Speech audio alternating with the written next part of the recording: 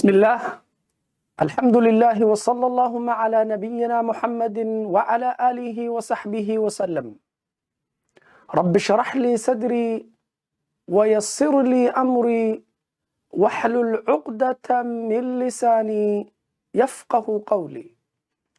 السلام عليكم ورحمة الله تعالى وبركاته. كلنتي وعن meel walbo aad joogtaan daawadayaasha nagu xiran channelkeena bulsho midaysan. aad baad u mahadsantihiin commentsiga iyo ducooyinka aad mar walba noo soo dirtaana aad baan idinkaga mahad celinaynaa. haddii aad nagu cusub tahay soo dhawow channelkani wax kale agama hadalno, waxa kaliya aan aga hadalno waxa waaye Soomaalinimada iyo midnimada iyo walaaltinimada. haddaad nagu cusub tahay soo dhawow, hana ka iloobin subscribe inaad saarto si video walba aan soo gelino uu kuu soo gaaro. runtii maanta aad baan u faraxsanahay, dareenkayga iyo shucuurtaydana aad bay u kacsan tahay. sababtoo ah waxaan rabaa inaan xoogaa yar ka taabto arrimaha badda ee soo kordhay. Kenya maxaa helay oo dib ay ugu guratay? arrinta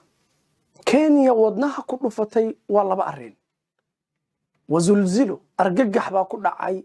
ilaan qofka dhaalimka ah oo marka hore gardarada ku socda mar walba waxaa ku jirto cabsi iyo argagax.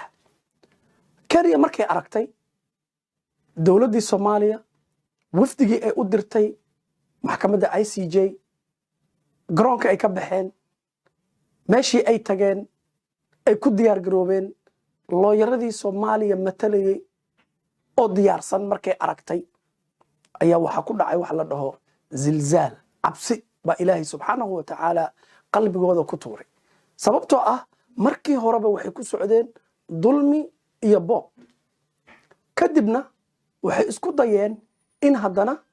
ay maxkamadda codsi u dirsadaan, ay cabsadaan, ay dhahaan ma iman karno,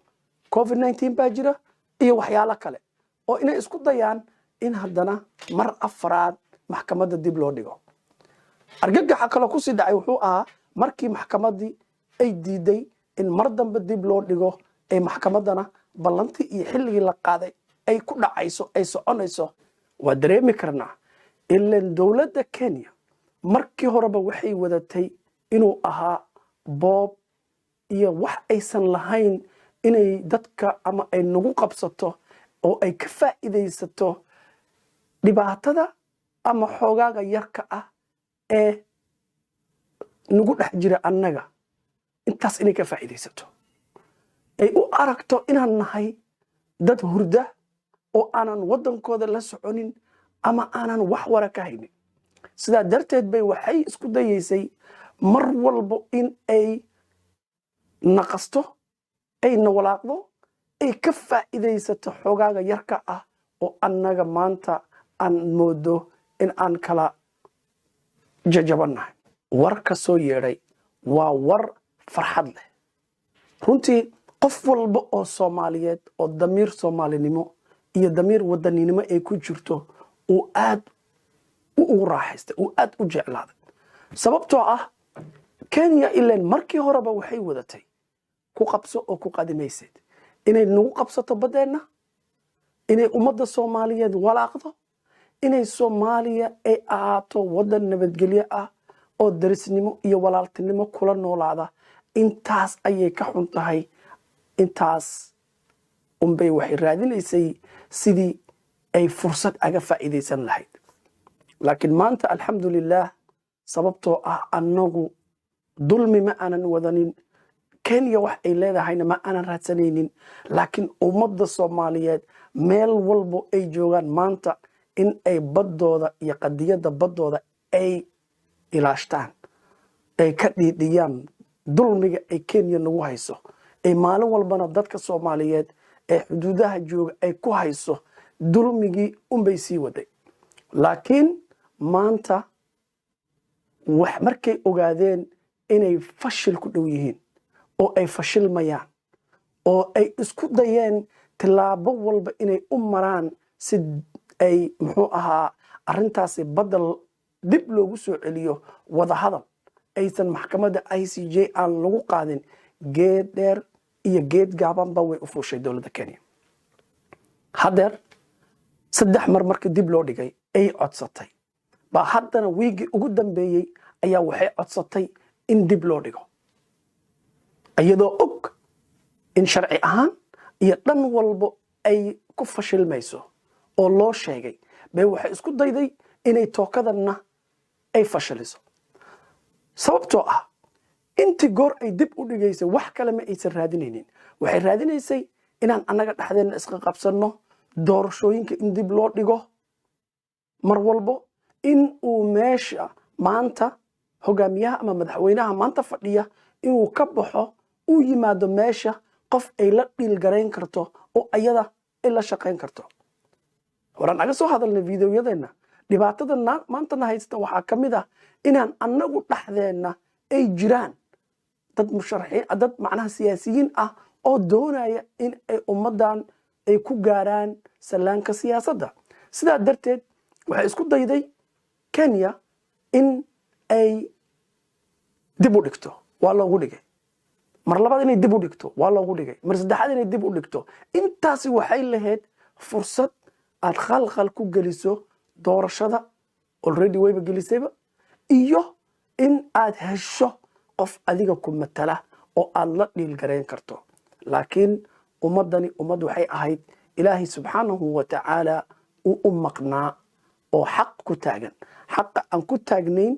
baan wali ku taagnaanina marka waxaan leenahay arrintan maanta waa bilowgii fashilka Kenya waana arrinta aan doonayno mar walbo haddaan walaalayaal ummadda Soomaaliyeed nahay inaan gacmaha isqabsanno marka ay noqoto qadiyada markay noqoto Soomaalinimada markay noqoto walaaltinimada marka ay noqoto in aan cadowgeena la jalaanji garaynayno inaan annaga waxa dhaxdeeyada ah aan meel iska dhigno sidaa darteed videogan maanta wax kale ugu matalagelin maadaama arrintii ay isbedeshay oo Kenya ay gadaal u dhacday waxaan leeyahay shacbiga Soomaaliyeed yaanan la is oronin hooshi way dhamaatay hoosha hadday noo bilaabatay haddaan annaga dhalinyarada Soomaaliyeed nahayna aan mar walba rabno inaan ka hadalno xaaladaha waddankayaga iyo meesha uu marayo Kenyana uma joojinayno cid kalena uma joojinayno Kenyana way ogaan doontaa maalin maalmaha kamid ah in markuu xaqa soo baxo oo la ogaado wayna ogtahay ba ayada hadde inay waxa ay ku doodayso ay ahayd wax sharci darro ah iyo muran iyo inay rabtay inay ka faa'iideysato hurdada annaga aan ku jirno walaalayaal aan hurdada ka kacno adduunku maanta hore u socdaa adduunku maanta wuxuu ku tashanayaa generationada soo socda horumarkooda iyo waxbarashadooda iyo muxuu ahaa sida wadankooda ay ku horumarin lahaayeen ayay adduunku maanta ay ka hadlayaan ay ka tashanayaan 30 sano 20 sano soo socota annaguna maanta annaga is haysana dhaxdayada iyo qabiil iyo qabyaalad iyo wax aanan runtii aan faa'iido lahayn oo aan waxba noo taraynin sidaa darteed videogan wax kale ugu matalagelin waa farxad iyo dareen aan rabo inaan la qaybsado shacbiga Soomaaliyeed meel walbo ay joogaan aan leenahay shaqadu way socotaa haddayna bilaabatay hooshana aan hore u soconno aan gacmaha isqabsanno aan muxuu ahaa muujinno midnimo oo dhan walba ah sidaa darteed waxaan idinkaga tegayaa ilaa videogeena dambe biidnillaahi tacaala in Allah subxaanahu wa tacaala uu nasiyo midnimo iyo guul inuu ummadda Soomaaliyeed uu mar walba Allah tabaaraka wa tacaala uu noo soo hooyo sidaa darteed waxaan idin leeyahay waan idin jeclahay ummadda Soomaaliyeed meel walbo aad joogtaan assalaamu calaykum waraxmatullaahi tacaala wabarakaatuh